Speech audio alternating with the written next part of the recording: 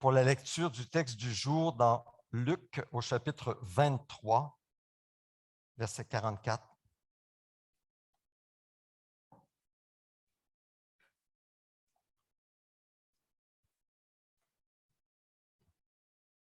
Voilà, vous avez le tien, tu as le texte ici, tu peux lire là. Si tu veux bien, je m'éloigne un peu. Alors, levons-nous ensemble. Que Dieu bénisse sa parole dans nos cœurs. C'est un texte qui nous éclaire aujourd'hui sur la mort et la résurrection de Jésus.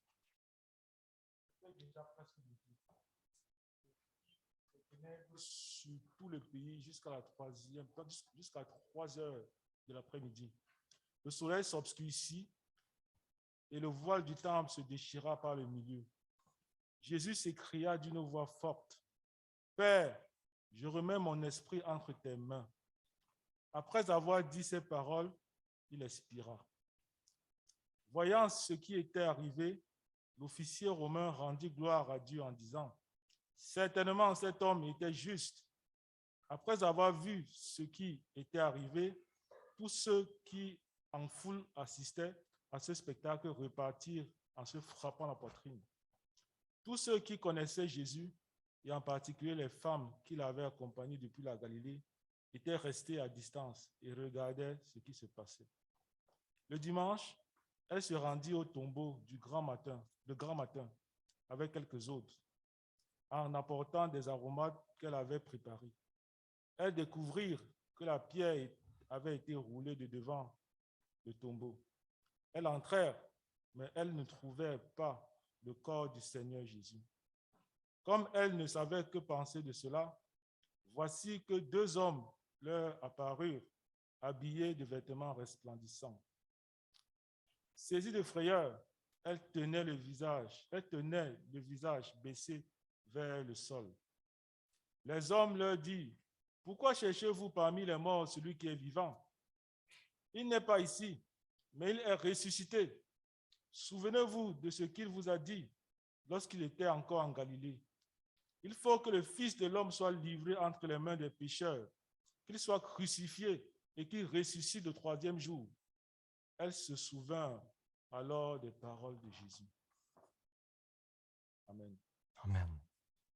Merci. Vous pouvez vous asseoir.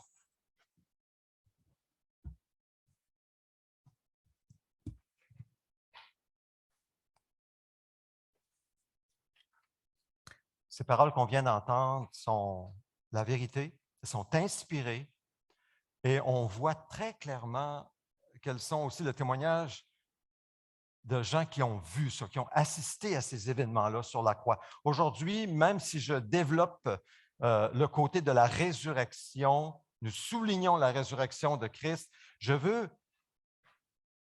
mettre la lumière sur ce texte qui précède, ce qui se passe sur la croix, parce que la résurrection donne tout le sens de ce qui se passe sur la croix, puis souvent, je trouve qu'on passe vite, on passe trop rapidement sur ce texte. Alors, c'est ce que je veux faire. Alors, je prie que Dieu, le Saint-Esprit, nous aide à comprendre. Nous aide à comprendre ce qu'il veut nous communiquer à chacun de nous cet après-midi, afin que nous aussi soyons transformés comme ses premiers disciples ont été transformés. C'est ma prière au nom de Jésus. Jésus, vous savez, n'est pas seulement ressuscité pour lui-même, c'est ce qu'on a vu la semaine dernière, il est aussi ressuscité pour nous. Et c'est ce qui fait que c'est tellement précieux pour nous. Il est ressuscité pour nous, pour que nous puissions aussi avoir cette qualité de vie qu'on appelle dans la parole la vie éternelle, qui est d'abord une qualité de vie avant d'être une quantité pour toujours. La vie éternelle, c'est la vie du ressuscité en nous, la vie de son esprit en nous. C'est une vie de qualité avant d'être une vie de quantité. Maintenant, si on regarde le texte ensemble, si tu veux tourner à la prochaine diapositive. Ah non, peut-être pas là, mais juste revenir un peu. Reviens un peu, oui, c'est ça, avec le texte, la première diapositive. Je m'excuse, ça c'est ma faute, j'aurais dû le mettre. Voilà. Quelle heure était-il quand c'est arrivé, quand Jésus, on parle ici de ce texte, il était quelle heure? Presque midi. C'était au point du jour où le soleil est au zénith. C'est là où le soleil brille le plus fort dans le ciel. Et jusqu'à quelle heure est-ce que les ténèbres ont duré d'après ce texte? Jusqu'à 15 heures. Pendant 3 heures, il y eut des ténèbres sur tout le pays. Et même, je suggère, sur toute la terre. On va voir pourquoi. Sur tout le pays, des ténèbres. Des ténèbres. Maintenant, il faut comprendre qu'il y a quelque chose d'anormal ici. Tout à fait anormal, ce n'est pas naturel. De midi à 15 heures, quand normalement tout le pays est clair, il fait noir. Maintenant, pour mieux saisir que ce qui se passe pendant ces 3 heures, où il faut bien saisir que Jésus souffre pour notre péché. Il devient péché pour nous pendant ces 3 heures.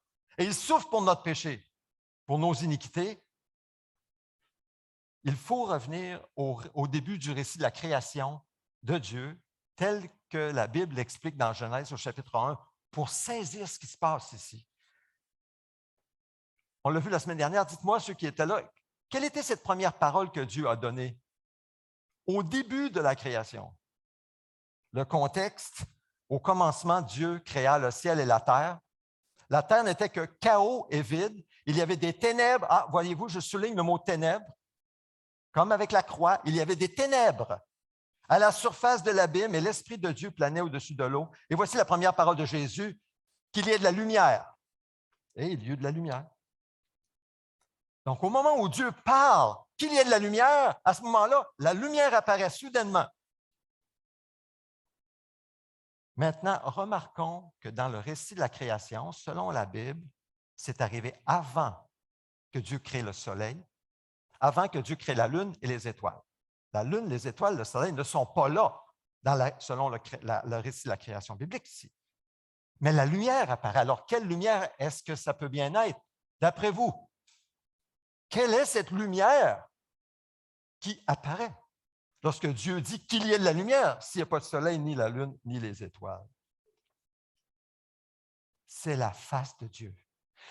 Dieu s'est tourné en quelque sorte sur ce monde qui n'était que chaos et vide. Dieu se tourne et en se tournant, les ténèbres disparaissent et la lumière apparaît. C'est Dieu qui d'abord éclaire. Tout ce qui était là, il n'y avait pas grand-chose. Tout était chaos et vide. Qu'il y ait de la lumière et il y eut de la lumière et tout fut éclairé. Vous savez, dans nos vies aujourd'hui, dans nos vies, revenons à nous, quand Dieu se tourne vers quelqu'un, il l'éclaire. Quand nous ouvrons la parole de Dieu pour lire ce que Dieu dit, nous sommes éclairés. Il nous éclaire, de sorte qu'on voit beaucoup plus clairement ce que nous sommes quand nous nous approchons de Dieu et de sa parole. Quand Dieu se tourne vers quelqu'un, il éclaire. Désirons-nous voir clair dans nos décisions? Moi, je veux voir clair dans mes décisions. Souvent, je demande la requête, priez pour du discernement, priez pour de la sagesse. Nous avons besoin de voir clair. Comment allons-nous voir clair? En nous approchant de Dieu, en nous approchant de sa parole, en lui demandant, Seigneur, parle-moi, éclaire-moi. Et en s'approchant de Dieu, c'est immanquable. En Jésus, nous sommes éclairés, il nous éclaire, il nous guide dans nos décisions. Le psalmiste dit, c'est auprès de toi qu'est la source de la vie. Par ta lumière, nous voyons quoi? La lumière. Par ta lumière, nous voyons la lumière. Nous voyons clair. Donc, passons maintenant du premier livre de la Bible, la Genèse, jusqu'au dernier livre, l'Apocalypse. On passe là du début, on passe par-dessus la croix, on va arriver à la fin, là, dans l'avenir, dans ce qui s'en vient pour nous. Nous qui participons à la résurrection, la deuxième résurrection s'en vient, nous qui participons à la première résurrection. Alors, le trône de Dieu, c'est écrit dans Apocalypse chapitre 22, je l'ai à l'écran. Le trône de Dieu et de l'agneau sera dans la ville. Ses serviteurs lui rendront un culte et ils verront quoi? Son visage. Ah! Ils verront son visage et son nom sera sur leur front. Il n'y aura plus de nuit. Ils n'auront plus besoin, notez bien, de la lumière d'une lampe ni de celle du soleil, parce que le Seigneur Dieu les éclairera. C'est ça qui s'en vient pour nous. On n'aura plus besoin du soleil. Les enfants, tantôt, disaient, oui, le soleil nous éclaire.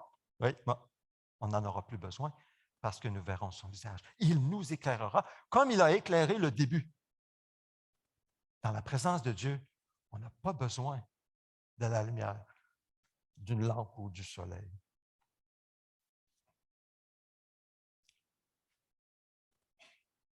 La puissance de la parole de Dieu dans nos vies chasse les ténèbres les plus profondes. Qu'elles soient dans le monde naturel avec l'ordre qu'il y ait de la lumière ou dans le monde spirituel où Jésus dit « Moi, je suis la lumière du monde ». C'est ça que j'ai essayé d'apporter aux enfants tout à l'heure. La lumière chasse les ténèbres. Il est écrit « La lumière brille dans les ténèbres » et aujourd'hui encore, c'est ce qui se passe. La lumière brille dans les ténèbres et les ténèbres ne l'ont pas accueillie. Jean 1, verset 5, accueilli dans le sens de s'en rendre maître. Maintenant, revenons, après avoir fait cet exposé du début à la fin, revenons au texte du jour où les ténèbres couvrent tout le pays pendant 3 heures. Le Fils de Dieu, Jésus-Christ, Dieu lui-même souffre dans son corps parce qu'il a un corps humain, il est un homme en Jésus-Christ. Dieu lui-même souffre les ténèbres. Le péché devient péché pour nous. Et ce n'est pas un accident que les ténèbres viennent pendant 3 heures. Il faut bien saisir ici tout l'impact de ces ténèbres qui viennent pendant 3 heures. J'ai pensé pendant longtemps que c'était une éclipse solaire. Pensez-vous que c'est une éclipse solaire? La science aujourd'hui nous dit qu'une éclipse solaire, ça dure 8 minutes. On parle de 3 heures. Ce n'est pas non plus un ciel couvert de nuages, tellement épais qu'il faisait noir. Le texte dit, le soleil s'obscurcit. Si ça avait été des nuages, il l'aurait dit, c'est le soleil qui devient obscur, noir. Ce n'est pas naturel. C'est comme Dieu qui a dit au début qu'il y ait de la lumière quand il y avait des ténèbres. C'est comme s'il avait dit, pendant qu'il faisait clair à midi, qu'il y ait des ténèbres. Et il y eut des ténèbres pendant 3 heures. Saisissons-nous que ce n'est pas naturel ce qui se passe ici. C'est pour qu'on comprenne ce qu'en a coûté à Jésus, le Fils de Dieu, lorsqu'il a porté notre péché. Il est devenu ténèbres. La lumière du monde est devenue ténèbres. Pourquoi? Pour lui, pas juste pour lui, pour que nous soyons lumière dans le Seigneur, que nous soyons des enfants de lumière. Pour ça, prochaine diapositive, c'est écrit « Le soleil s'obscurcit et le voile du temple se déchira par le milieu. » Tiens, une autre information. Et quelle information? Nous allons voir ça ensemble. Le voile du temple se déchira par le milieu de haut en bas.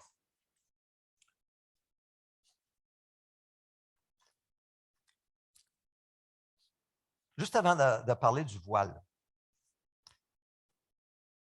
je pense qu'on a 2 choses à retenir en rapport avec le fait que tout est devenu ténèbres pendant 3 heures. La première, vu que ce n'est pas un événement naturel, cela signifie que le soleil, les astres, nous éclairent, non pas de manière indépendante, mais dépendante de Dieu qui soutient chaque rayon de lumière. C'est ça l'implication. Le soleil ne brille pas de façon indépendante. En fait, c'est écrit que le Fils, la parole, soutient toutes choses. Et ça veut dire que nous vivons dans un monde qui est soutenu par Dieu. même les rayons de soleil sont soutenus par Dieu. Parce que quand Dieu cesse de soutenir le soleil, les rayons du soleil, il ordonne qu'il y ait ténèbres, il y a ténèbres. Le soleil s'obscurcit. Comprenez-vous? C'est pas en d'autres mots, Dieu soutient l'univers créé. Et c'est tout à fait ce que la Bible enseigne. Ça a d'énormes conséquences pour nous. Ça veut dire que Dieu soutient chaque battement de mon cœur. Ce n'est pas juste mon cœur qui bat comme ça, indépendamment de Dieu. Dieu soutient mes poumons quand je respire durant la nuit, puis je ne m'en rends même pas compte. Dieu soutient toutes choses. Ça a d'énormes conséquences. Et pas juste les chrétiens, ceux qui lui appartiennent, les non-chrétiens. Tout le monde. Dieu soutient dans sa grâce tout ce qui existe. La deuxième chose que je crois que ça démontre, le fait que le soleil s'obscurcit et qu'il y a des ténèbres sur toute la terre, c'est que l'enfer dont parle Jésus dans l'Écriture en parle, l'enfer est un lieu spirituel, non pas géographique, il n'y a pas des flammes physiques, mais spirituel, rempli de ténèbres. C'est faux quand les gens disent « Ah, moi, je vais aller en enfer, je vais aller voir mes chums. » Tu sais quoi? Tu ne les verras pas, tes chums. C'est ténébreux, l'enfer. Tu vas être seul en enfer, si tu y vas. Mais c'est sûr que tu y vas si tu n'es pas uni au Fils qui a souffert l'enfer à ta place, à la croix. C'est sûr que c'est là que tu vas. Parce que c'est là que chaque homme va, à moins d'être sauvé par le Fils. Donc, l'enfer est un lieu de solitude, de ténèbres, où tout ce que la personne voit, c'est la colère de Dieu sur ses péchés. C'est tout ce qu'il y a en enfer. C'est écrit dans la parole, le prophète Habakkuk qui dit, en parlant de Dieu, « Tes yeux sont trop purs pour voir le mal. » Trop purs pour voir le mal. Donc, l'enfer, c'est Dieu qui se détourne. Détourne son visage, sa lumière. Donc, les ténèbres prennent place et la colère de Dieu descend sur quiconque est en enfer. C'est dur de... Ça ne me fait pas plaisir de parler de ça. Ce n'est pas populaire, ce genre d'enseignement, mais c'est dans l'Écriture. C'est là. C'est une réalité spirituelle.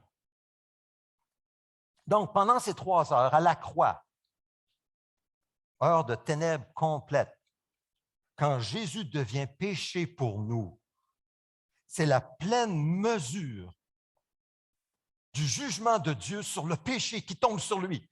C'est pour ça que nous pouvons dire que Jésus est mort pour nos péchés et pour ceux du monde entier. Parce que potentiellement, il est devenu péché et il a reçu la pleine mesure du jugement de Dieu, l'enfer même sur lui, le Fils de Dieu, à la croix. Saisissons-nous ça? C'est pour ça que dans le Credo des apôtres, il est écrit, il est descendu aux enfers, pas après sa résurrection, sur la croix. Ah oui, il a goûté à l'enfer à notre place, le Fils de Dieu, pour porter nos péchés, afin qu'on n'y aille pas, tout aussi simple que ça, afin que nous vivions la vie éternelle. Tout se tient, tout se tient. Et Jésus connaît vraiment l'enfer et les ténèbres le démontrent. Maintenant, parlons de la réaction de la foule. La foule est là. La foule, cette foule qui s'était moquée de Jésus, plein de railleries. Il en a sauvé d'autres. Il ne peut pas sauver lui-même. Cette foule qui l'a même défié de descendre de la croix. S'il est le roi d'Israël, qu'il descende maintenant de la croix et nous croirons en lui. Cherche mon œil. Cette foule qui a tant méprisé et rejeté celui qui était en croix, Jésus, cette foule remplie de moqueurs et d'accusateurs s'arrête. Et là, il n'y a plus personne qui parle. Quand les ténèbres descendent sur tout le pays. Et voilà ce qui se passe. Il n'y a plus un mot. C'est le silence. Qu'est-ce qui va arriver? Qu'est-ce qui va se passer? Élie, va-tu venir descendre, le sauver? Qu'est-ce qui va se passer? Là, ça change. Là. Les ténèbres sont descendues. Eux qui étaient venus pour rire de lui en plein jour, les ténèbres descendent sur eux de midi à 3 heures. C'est la surprise, c'est la peur. Ils tremblent et ils attendent. Et à ce moment-là, le voile se déchire de haut en bas. Un voile, ce n'était pas juste un petit voile comme ce qu'on a ici sur la table, là. Un tissu, un grand tissu. En fait, ce voile était de 30 pieds de haut, donc 2 fois plus haut qu'un bungalow, 45 pieds de large, qui agissait comme mur de séparation entre le lieu saint où les prêtres seuls pouvaient entrer pour faire leur service dans le temple ou le tabernacle, et le lieu très saint où il y avait l'arche, avec le propitiatoire, qui parlait qu'on est rendu propice devant Dieu, les chérubins en or. Et il y avait sur ce rideau des chérubins. Alors, soulignons bien cela. Tout à l'heure, j'y reviendrai. Alors, dans l'arche, il y avait les 10 commandements, l'alliance, l'arche de l'alliance de Dieu avec son peuple. Et pour nous, c'est le repas de communion. Jésus est venu instituer une nouvelle alliance dans son sang. Donc, c'est ce qu'il y avait derrière le rideau. Le grand prêtre, une seule fois par année, traversait le rideau pour adorer Dieu en portant du sang, le sang d'un animal pur qui avait été sacrifié. Le voile se déchire de haut en bas pendant ces ténèbres. Pourquoi, d'après vous? Sinon, pour que ceux qui sont en Christ Jésus, qui sont identifiés avec lui dans sa mort et dans sa résurrection, puissent entrer maintenant dans la présence, non plus fermée par un rideau, mais ouvert. Une entrée ouverte pour nous dans la présence de Dieu. Maintenant, au début de la création, vous savez, c'est important de faire un petit rappel du début de la création pour comprendre l'impact de ce rideau qui se déchire. Quand le premier homme et la première femme vivent heureux, dans une relation personnelle avec leur Créateur, dans un jardin luxurieux où le travail, parce qu'ils travaillaient, est une bénédiction, ils sont tentés par le père du mensonge, Satan, et ils tombent en désobéissant à Dieu. Ils ne consultent pas Dieu, mais qu'est-ce qu'ils font? Ils suivent leur sens et, tiens, ils ont l'impression que c'est un fruit bon à manger. Ils prennent du fruit, désobéissent à Dieu. Et alors, le péché entre dans le monde et avec le péché, la mort, comme dit la parole. Ils sont séparés de la lumière de la face de Dieu et ils sont maintenant dans les ténèbres. Et les ténèbres portent leurs fruits de division, de séparation, de chicane, de problèmes. Et là, les problèmes commencent après qu'ils aient désobéi à Dieu. Et que se passe-t-il alors? Adam et Ève, ils se rendent compte qu'ils sont nus. On est nus.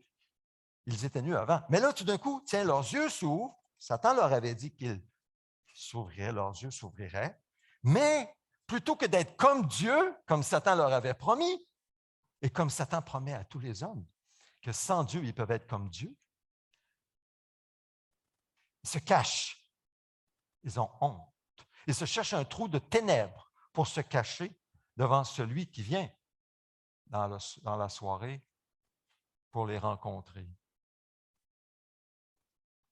Pour la première fois de leur vie, Adam et Ève ont honte et se cachent.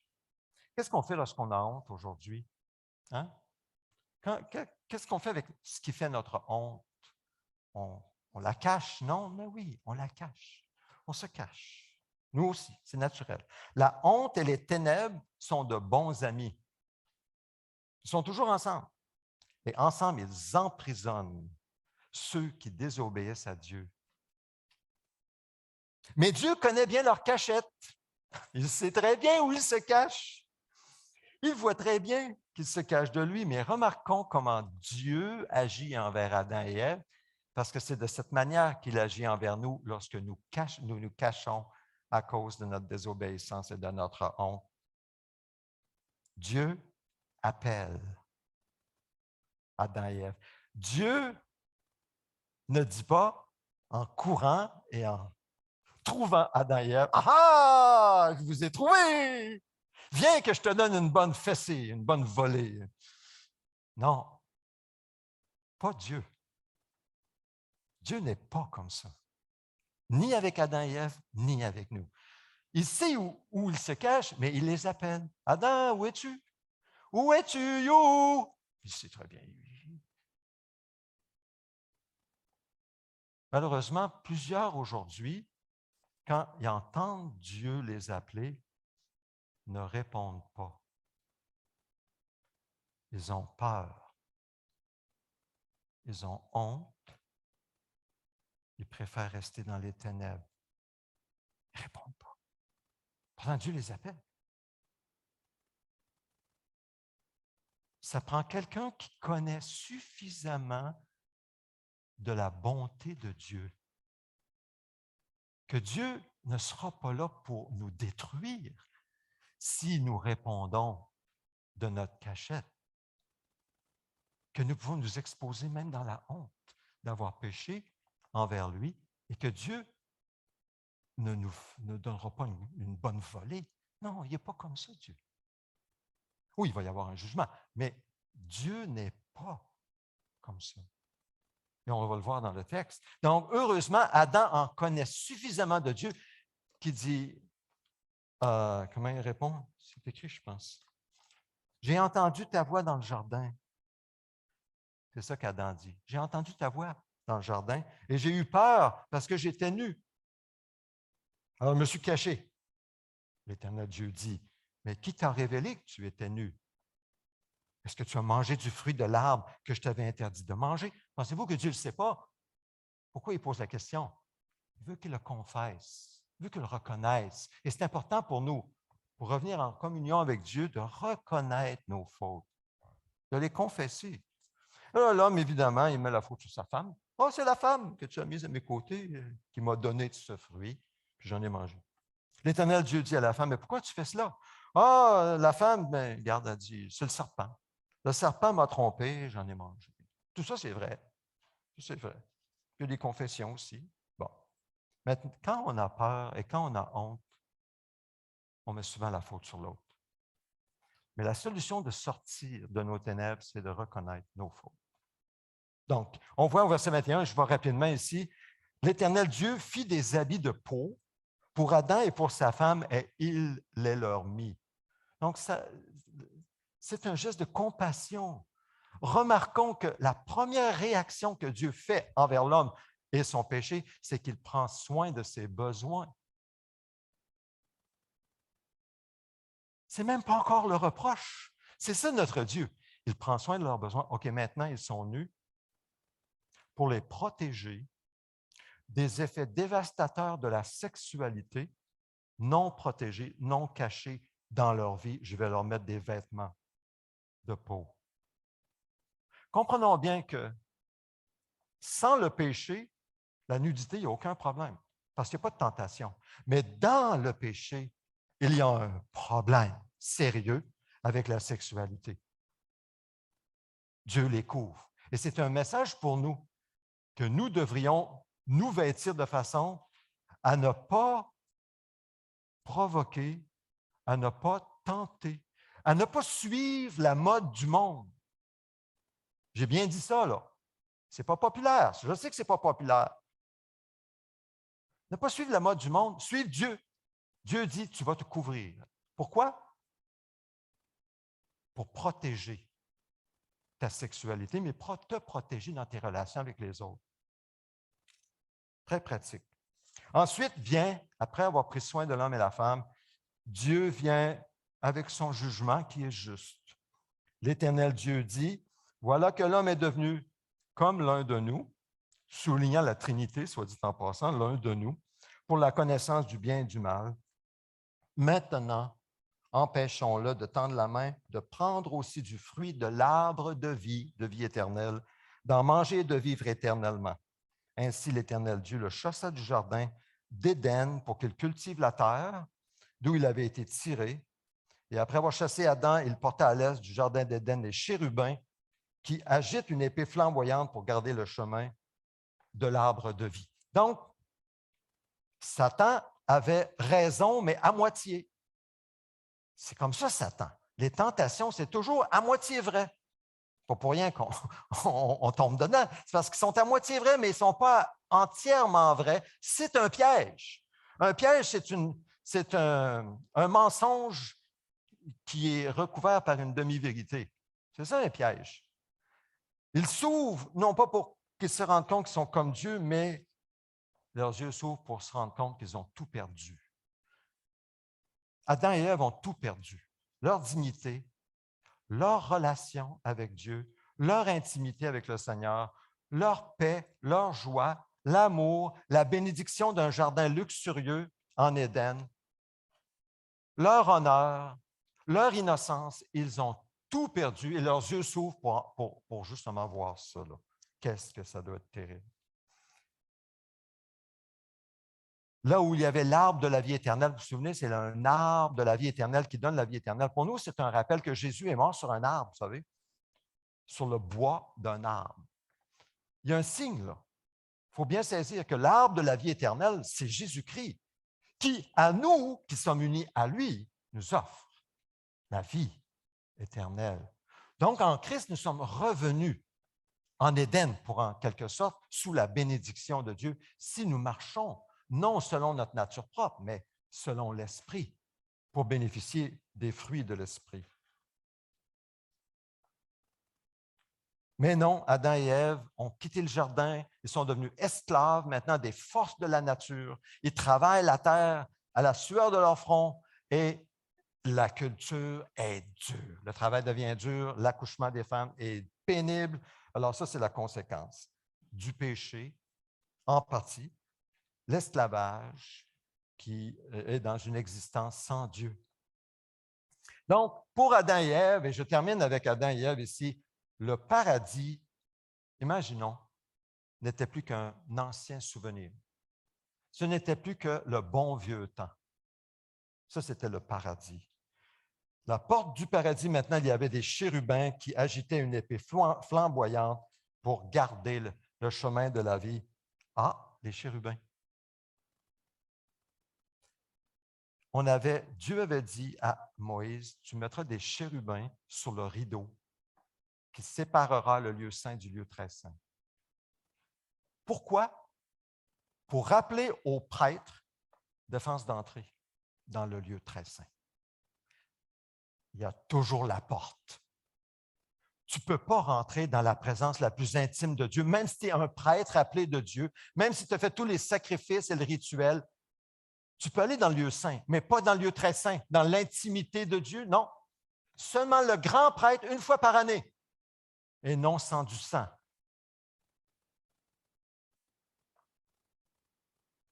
La sainteté de Dieu l'exigeait. Saisissons-nous alors ce qui se passe lorsque le voile se déchire de haut en bas, lorsque Jésus meurt en croix et souffre nos péchés. Encore là, est-ce que c'est un événement naturel? Peut-être qu'on pourrait penser, c'est un tremblement de terre. Un tremblement de terre, ça a branlé. C'est vrai, il y a eu des portes, il y a eu les portes des tombeaux, c'est écrit ailleurs. Oui, mais un tremblement de terre, ça aurait déchiré le voile de bas en haut. Ouvre la terre. Qu'est-ce que ça fait le voile? Ça fait ça. Non? Moi, je ne suis pas un scientifique, je suis juste un pasteur. Mais pour que le voile se déchire de haut en bas, il faut que ce soit Dieu qui l'ouvre lui-même. Donc, encore un acte miraculeux, pas naturel du tout, comme les ténèbres qui couvrent la terre pendant 3 heures de temps. Donc, c'est un peu comme si ça, c'est le temple. Ça s'est déchiré comme ça, ou peut-être plus comme ça. De haut en bas.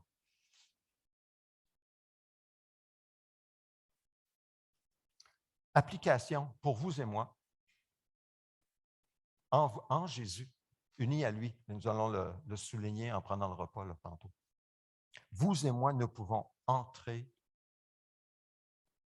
oui, dans la présence intime du Dieu 3 fois saint. Pas parce qu'on est des bons chrétiens. Ce n'est pas même parce qu'on obéit à la parole. Ce n'est pas même parce qu'on prie. Ce n'est pas même parce qu'on a fait ci ou on a fait ça. C'est seulement à cause que nous sommes identifiés au nom de Jésus, à Jésus, dans sa mort et dans sa résurrection. C'est seulement ça. Ça ne dépend pas du tout, mais pas du tout. Est-ce que j'ai dit pas du tout? De nos mérites ou de notre obéissance ou de notre marche ou de nos sacrifices ou si on fait ci ou on fait ça ou on ne fait pas ci ou on ne fait pas ça. Ça ne dépend pas de nous. Ça dépend uniquement de notre identité avec Jésus, notre identification, si nous sommes un avec lui. Voilà la raison des ténèbres sur la croix. L'apôtre Paul, inspiré par l'Esprit de Dieu, a écrit « Ainsi donc, déclaré juste, sur la base de la foi. » Déclaré juste. Nous avons la paix avec Dieu par l'intermédiaire de notre Seigneur Jésus-Christ. Et écoutez bien, il dit ça dans Romains 5, versets 1 à 2. C'est aussi par son intermédiaire, Jésus-Christ, que nous avons quoi? Accès. Accès. Par la foi à cette grâce dans laquelle nous tenons ferme. Nous tenons ferme dans cette grâce, c'est-à-dire la foi en Jésus. C'est là-dessus que nous tenons ferme. Et l'auteur des Hébreux, la lettre aux Hébreux, va être encore plus clair quand il écrira au chapitre 10, verset 18, là où il y a pardon des péchés, et en Christ, il y a pardon des péchés, il n'y a plus à présenter d'offrande pour le péché. Ainsi, frères et sœurs, nous avons, par le sang de Jésus, l'assurance d'un libre, quoi? Accès. Encore le mot accès. On traverse le voile. Et là, c'est encore plus clair. Un libre accès au sanctuaire, cette route nouvelle et vivante, il l'a inaugurée pour nous au travers de quoi? Du voile, c'est-à-dire de son propre corps. Donc, le voile, c'est son propre corps. C'est en lui que nous avons un souverain prêtre établi sur la maison de Dieu. Approchons-nous donc avec un cœur sincère, une foi inébranlable, le cœur purifié d'une mauvaise conscience et le corps lavé d'une eau pure. Donc, puis Luc nous dit ce qui s'est passé par la suite sur la croix.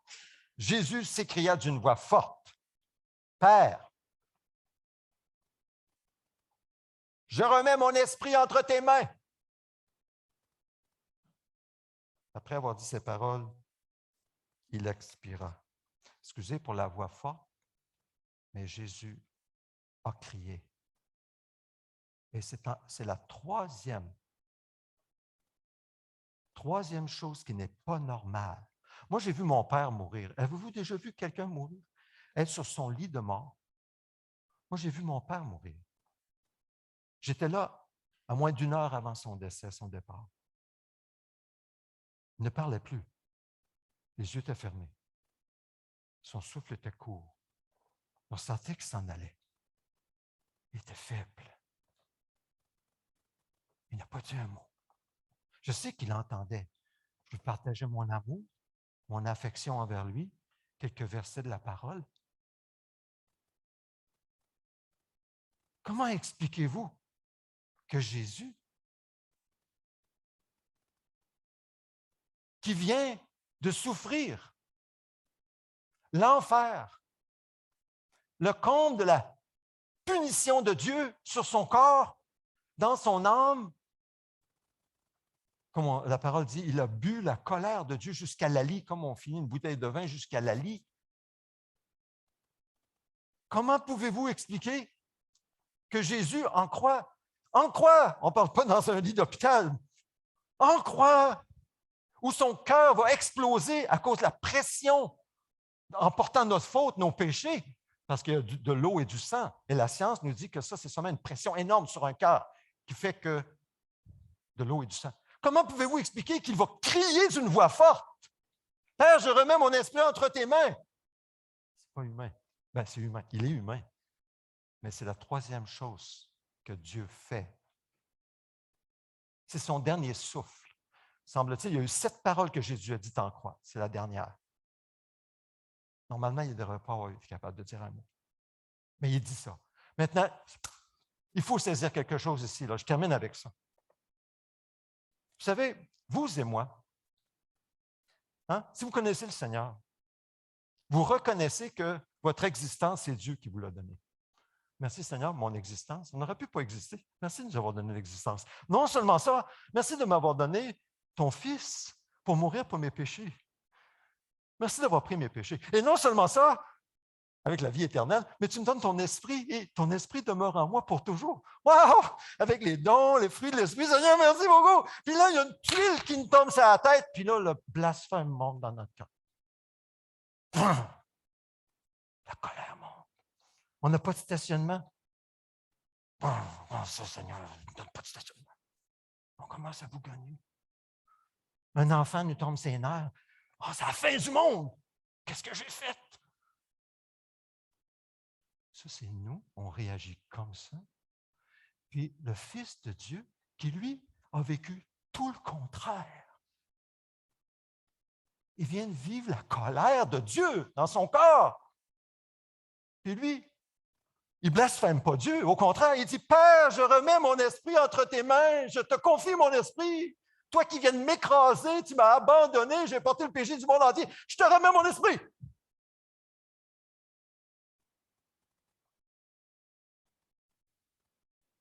Aïe.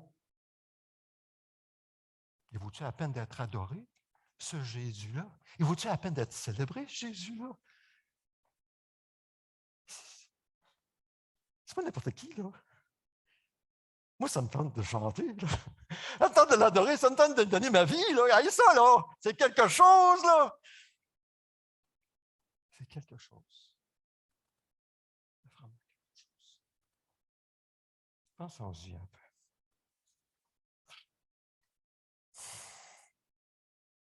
Quel sauveur merveilleux je possède. Hein? Quel sauveur merveilleux je possède. Oh oui. Pas étonnant.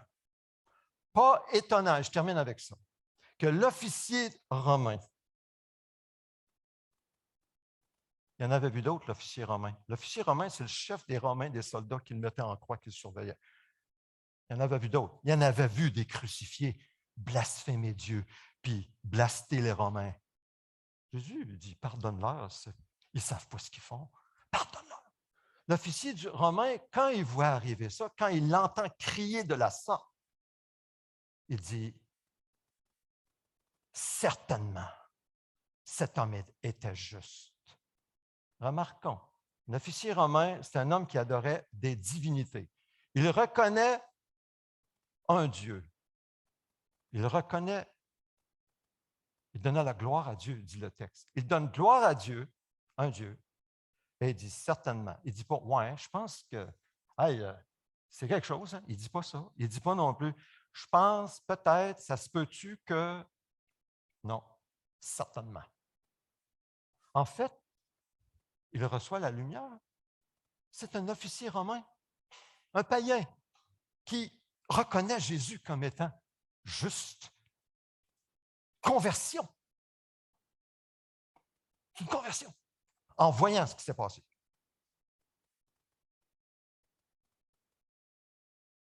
Ça doit avoir un impact pour nous aussi. Ah, enfin, les gens, quand ils ont vu la foule, quand ils ont assisté à ce spectacle, la lumière est revenue à sa mort. Ils sont en allés chez eux, pas en disant « Hey, ça aurait été le fun hein, si Élie était venu le délivrer. Hein, ça aurait... » La foule se frappe la poitrine en retournant chez eux.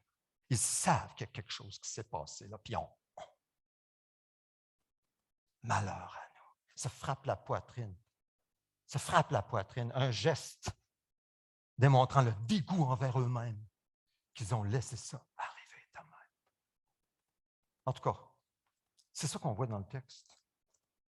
C'est ça qu'on voit dans ce texte aujourd'hui. Donc, prenons un moment pour prier en silence, chacun dans notre cœur, en méditant profondément ce que nous recevons dans sa parole aujourd'hui et en répondant en conséquence.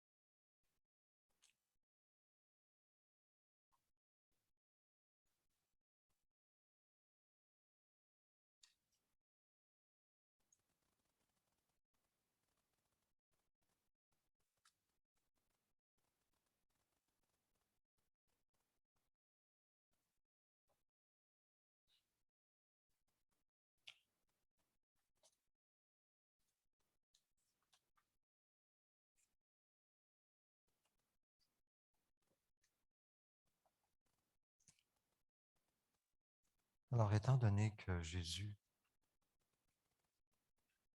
a fait cela pour nous, par amour, volontairement, il nous invite à sa table.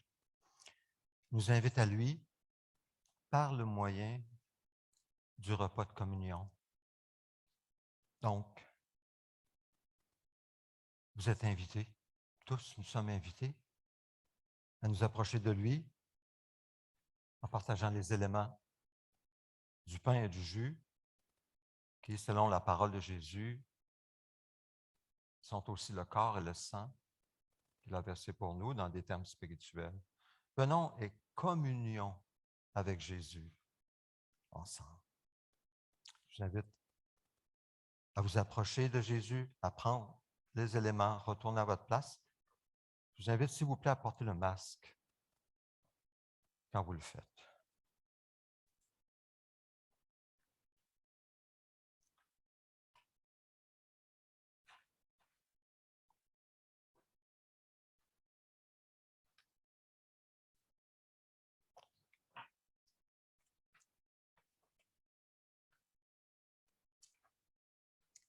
Quel sauveur merveilleux je possède.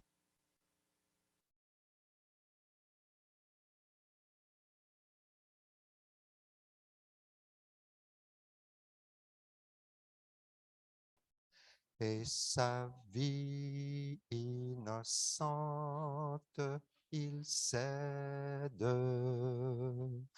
pour mourir sur l'infâme bois attaché, attaché à la croix pour moi.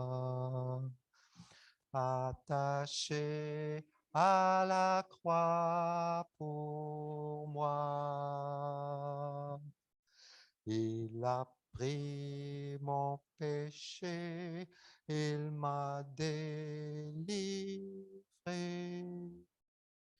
Attaché à la croix pour moi.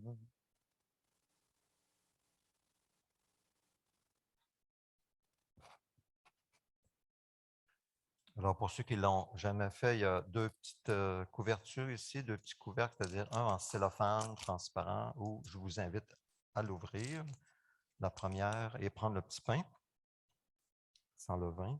Ah, pardonne-moi.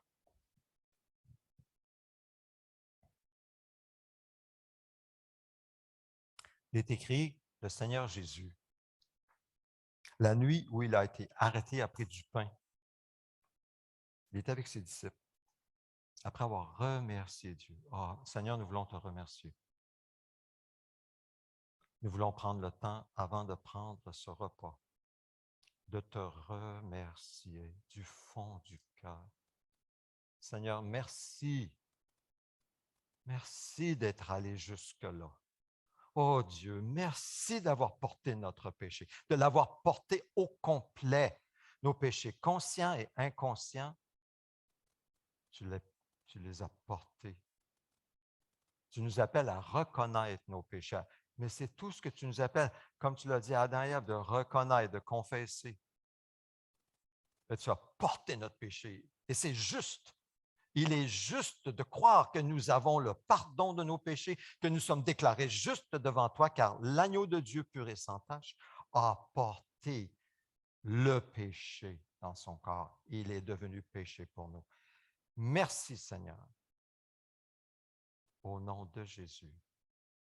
Amen. Alors après avoir remercié Dieu, il a rompu et a dit, prenez, mangez, ceci est mon corps qui est rompu pour vous. Faites ceci en souvenir de moi. Prenons-en tous.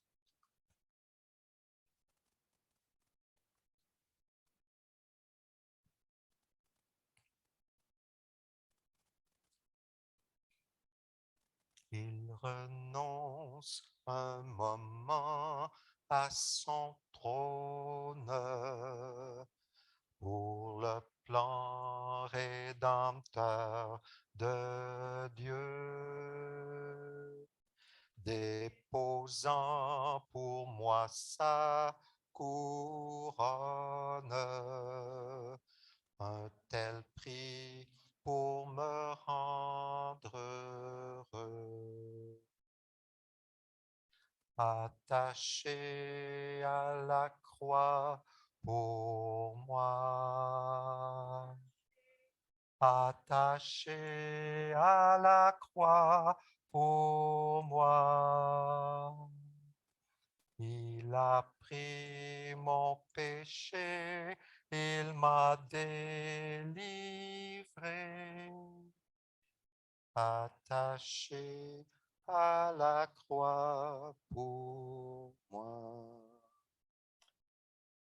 Alors, on ouvre la deuxième petite couverture pour le jus. Jésus, de même après le repas, a pris la coupe et il a dit, cette coupe est la nouvelle alliance en mon sang. Faites ceci en souvenir de moi toutes les fois que vous en boirez. Prenons-en tous.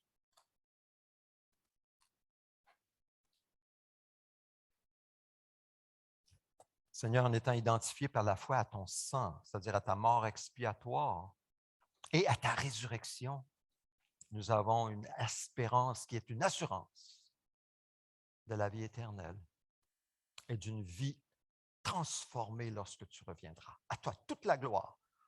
Au nom de Jésus. Amen. Je vous invite à vous lever ensemble. On va terminer le chant. Méprisé, rejeté par les hommes, pour mes iniquités brisées.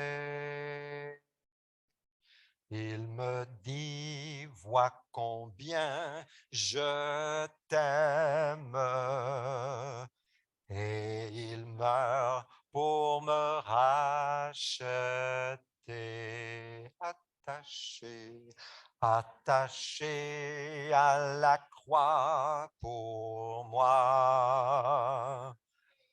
Attaché à la croix pour moi. Il a pris mon péché, il m'a délivré. Attaché à la croix pour moi. Merci Seigneur. Prions ensemble de notre Père. On va aller tout de suite au Notre Père, s'il vous plaît. Ah oui, mais juste, oui, on va prier le Notre Père, puis après Pierre va venir nous parler. On a une bonne nouvelle à vous annoncer. Prions ensemble. Notre Père céleste, que la sainteté de ton nom soit respectée, que ton règne vienne, que ta volonté soit faite sur la terre comme au ciel. Donne-nous aujourd'hui notre pain quotidien. Pardonne-nous nos offenses, comme nous aussi nous pardonnons à ceux qui nous ont offensés. Ne nous expose pas à la tentation, mais délivre-nous du mal et du malin. Car c'est à toi qu'appartiennent dans tous les siècles le règne, la puissance et la gloire. Amen. Vous pouvez vous asseoir, vous pouvez mettre vos petites coupes juste en avant de vous, il y a des petites ouvertures. Pierre, je t'invite à m'accompagner en avant.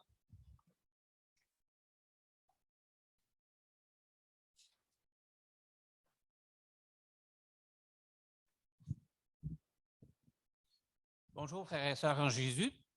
Donc, aujourd'hui, je vais vous parler d'un bel événement, un événement spécial. Ça va être nouveau pour certaines personnes qui sont nouvelles dans l'Assemblée, mais pour d'autres, ce n'est pas nouveau. Mais disons que moi, j'ai fait plusieurs missions court terme au Niger. Et avant le départ de chacune des missions, des amis, des parents, des frères et sœurs de l'Assemblée m'ont donné de l'argent, OK, pour acheter des choses pour les Nigériens dans le besoin. Et puis, ces choses-là, ben, c'était à peu près essentiellement de la nourriture. Et puis ça a été pendant plusieurs années, OK, pendant peut-être 5 ou 6 ans. À chaque année, je partais avec 400 ou 500 dollars et j'arrivais et puis j'allais avec un pasteur et puis j'achetais des poches de riz ou des poches de mil ou peu importe. Et puis, on allait porter ça aux gens qui en avaient besoin. Et puis, disons que il y a un bon ami qui s'appelle le pasteur Oumarou.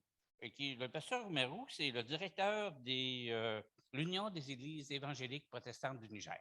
Et puis, ce monsieur-là, quand il a vu que notre assemblée, on donnait beaucoup, en tout cas, de l'argent, assez,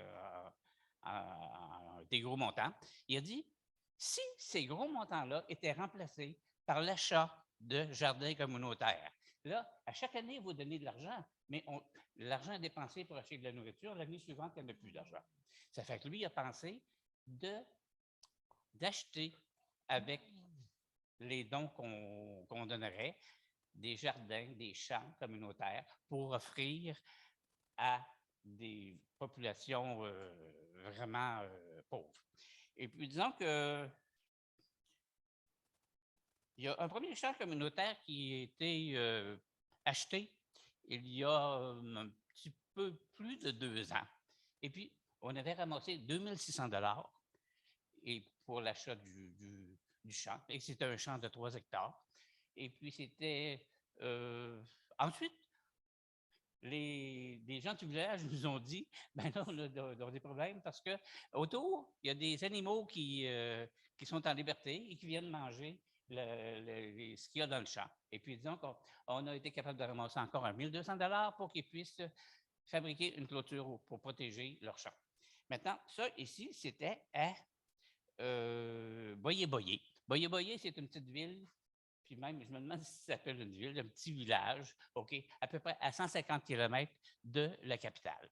Et puis, disons, à Boyé-Boyé, on a réussi à payer un champ, et puis ce champ-là nourrit 75 personnes, OK? Donc, si bien que la première année, après les récoltes, ils ont eu des récoltes pour eux autres, et ils ont été capables d'en vendre à d'autres personnes pour faire d'autres profits, pour acheter d'autres choses qu'ils n'ont pas dans leur école. Par exemple, en tout cas, du sucre, par exemple. OK? Bon. Ensuite, et en octobre passé, donc, Pasteur Claude nous a suggéré si on voulait, on avait à cœur d'offrir un autre champ à quelqu'un d'autre. Et puis, disons que j'ai communiqué avec le pasteur Oumarou, et puis j'ai dit, ben là, donc on pourrait offrir un autre champ, mais donc on aurait probablement un peu moins d'argent. Et puis, il a dit, ben oui, il y a une place, ça s'appelle Maïroua, OK? Et c'est tout près de Boyé-Boyé. Et puis là, il a dit, il y a une petite église qui a 35 personnes. Et puis, ces gens-là sont vraiment très, très, très, très pauvres. Et puis, si vous pourriez leur offrir un champ communautaire, évidemment, ils sont moins. Donc, le champ communautaire, c'était seulement 1 hectare au lieu de 3 hectares. Et puis, disons, on leur a offert le champ. Finalement, les papiers ont été signés et tout. On va recevoir bientôt les preuves officielles de l'achat du terrain. Et maintenant, donc, la photo que vous voyez là, ben, ça, c'est En tout cas, je pense que c'est le pasteur Oumarou qui est photographié, c'est assez petit. Mais disons que là, le champ n'est pas cultivé. Le champ va être cultivé au début du mois de mai. Maintenant, avant la culture, il y a quelque chose d'intéressant que je ne savais pas. C'est que là-bas, il y a comme un genre de. En tout cas, au Niger, il y a comme un genre de tradition. Si quelqu'un veut cultiver un champ, ben, ils ont une chose à faire en premier. Il faut qu'il apporte une charrette de fumier pour étendre dans le champ, pour que le champ la terre soit plus riche. Et puis, disons que le problème, c'est qu'eux autres, ils n'ont pas de bêtes. OK? Ça fait que j'ai dit, mais qu'est-ce qui se passe? Ils ont dit, ils vont au marché. Le jour du marché, c'est souvent le lundi. Et puis là, ils ramassent les excréments. Ils mettent ça dans leur charrette. Et puis, quand la charrette est pleine, ben, ils vont la vider dans le champ. Et puis, ils vont engraisser le champ. Allez, franchement, ces gens-là sont vraiment débrouillards. Ça fait que, disons que ces gens-là, ben, pour l'instant, on n'a pas de photo avec les semences et puis ce qui pousse. Mais disons que dans quelques mois, ben, Dieu voulant, on va avoir des photos pour nous montrer ce que les gens de Moïroua vont récolter. Ça fait que je remercie tout le monde. Je remercie les gens qui ont prié sur ce sujet-là, Seigneur. Oui. Et puis, je remercie les gens qui ont donné. Et puis, disons que si vous avez donné, si vous avez à cœur d'encore donner pour ce genre de projet, bien oui. Disons que le pasteur Oumarou, il y en a, je pense, c'est 6 projets différents. Là, il y en a 2 qui ont été, en tout cas, de toute façon, une chose à la fois. Si vous avez à cœur de donner un peu, bien, allez-y, puis disons que ça va être, Dieu va être content de nous autres. Et puis, il y a une chose que le pasteur Claude une fois m'a dit, OK? Et puis, disons que moi, je n'osais pas demander aux gens, OK? Donc, je suis comme un peu timide dans ce sens-là. Et puis, il m'a dit, moi, je pense aux gens de Boyer-Boyer, quand je vais être au ciel, on va se rencontrer, et ils vont me dire, hey, te souviens-tu de toi? Tu nous as donné à manger dans le champ parce que tu as payé des choses. Hey, c'est vrai, c'est sûrement vrai. Je suis bien d'accord avec sa façon de penser. En tout cas, ça fait que merci de m'avoir écouté. Et puis disons que Dieu est bon avec nous autres, puis soyons bons avec les autres aussi. Amen. Amen. Merci beaucoup, Pierre. Merci beaucoup pour ton rapport. J'apprécie tellement, Pierre, ce que tu fais au niveau de la mission. Hein? Les contacts que tu gardes avec Pasteur Oumarou, j'apprécie vraiment beaucoup. Sachez que le terrain ne nous appartient pas. Tous ces terrains, ça appartient aux Nigériens. C'est à eux. Ils sont les propriétaires et les gestionnaires. Donc, oui, nous allons les voir au ciel, ces frères et sœurs en Christ. La vision parle de suivre Jésus un pas à la fois. C'est la prochaine diapositive. Nous déclarons notre vision. En tant qu'Église, on est une petite Église, mais que le Seigneur continue à transformer nos cœurs et nous donner des œuvres préparées d'avance afin que nous les accomplissions. Alors, je vous invite à vous lever ensemble pour déclarer notre vision en tant qu'Église. Ô Dieu, nous te désirons de tout notre cœur. Fais de nous une Église interculturelle, renouvelée et en santé. Viens, transforme-nous de sorte que nous devenions des disciples centrés sur Christ, dynamisés par l'Esprit, axés sur la mission et capables de nous multiplier partout. Suivons Jésus avec passion, un pas à la fois. Prions, allons, soutenons, faisons des disciples de toutes les nations. Donc, dans ce pas à la fois, c'est le jardin, les champs. Prions maintenant, nous sommes dans la prière. Prions et quand viendra un moment, on ira, allons, et puis on pourra soutenir. Mais pour l'instant, on n'a pas un troisième en vue. On est seulement dans l'écoute du Seigneur. On veut faire ce que le Seigneur a préparé d'avance pour nous. Ensuite, la prochaine diapo, je pense que c'est les annonces. Ah non, c'est pour les dîmes et les offrandes. Offrons au Seigneur nos dîmes et nos offrandes. Il y a le meuble à l'arrière ou par les virements Interact. J'ai demandé à Alberto, s'il vous plaît, tu peux rester là où tu es, à offrir une prière d'action de grâce, de remerciement pour les dons, les dîmes.